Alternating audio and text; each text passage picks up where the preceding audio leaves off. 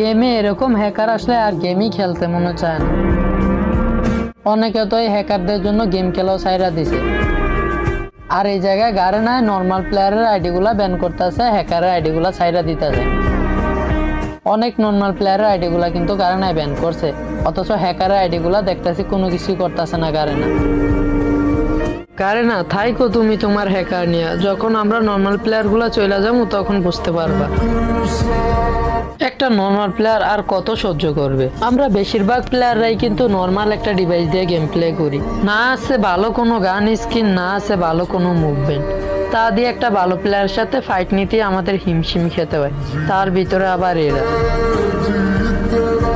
ভাবছিলাম এই আপডেটে কোনো হ্যাকার থাকবে না, গেমটা শান্তি মতো খেলতে পারবো, এবার গ্র্যান্ড মাস্টার পোস্টটা শান্তি মতো দিতে পারবো। কিন্তু এরা কোথ থেকে প্যানেল হ্যাক গুলা লাগায় আসে আর আমাদের নর্মাল প্লেয়ার গুলাকে ইচ্ছা মতো মারে। তো এই হ্যাকারের খেলাটা দেখো, এরকম হ্যাকার কিন্তু অনেকদিন পরে আসছে। এতদিন আসছে প্যানেল ইউজার, বাট ওদের গলিগুলা রিকোয়েল দিত বা দুই একটা শট হইলো অন্তত এদিক সেদিক যাইতো, কিন্তু এর একটা শটও এদিক সেদিক যায় না, যতটা মারবে অতটাই এনিমির বডিতে লাগবে।